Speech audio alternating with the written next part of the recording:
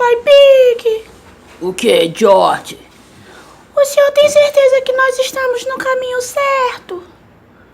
Ah, George, o mapa dizia que era por aqui. Mas, Papai Pig, nós estamos andando faz horas e não encontramos a saída. Olha, Papai Pig, o que é aquilo? Oh, não, George, é um lobo. Fique quieto, fique quieto. Assim ele não vai nos comer. Ai, Papai Pig, eu estou com muito medo. Se acalme, George, ele já foi embora.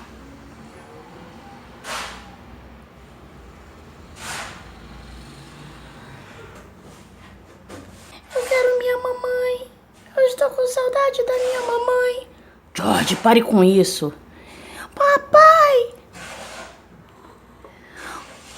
O que é aquilo ali, papai? Oh, não, George, é outro lobo.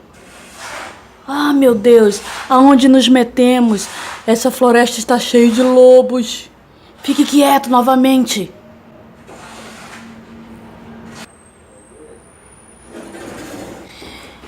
Vamos embora, George. Vamos embora. Precisamos encontrar a saída.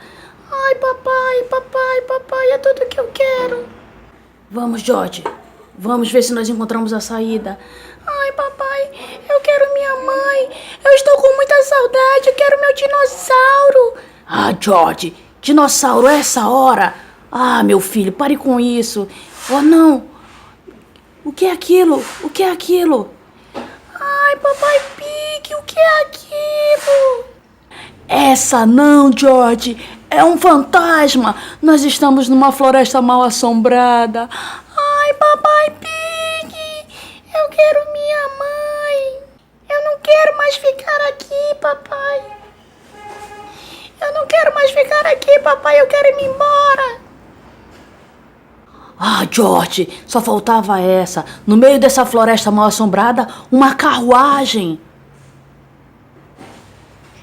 Vamos ficar aqui, senão essa carruagem vai passar em cima da gente. Ela já foi embora, George.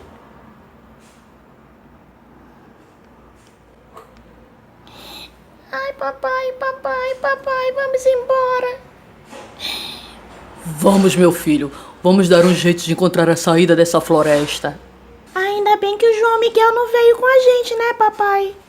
É, George, essa floresta era muito perigosa. O Miguel não ia aguentar. Mas, papai, eu também vou pedir pros amiguinhos do Miguel se inscreverem no canal.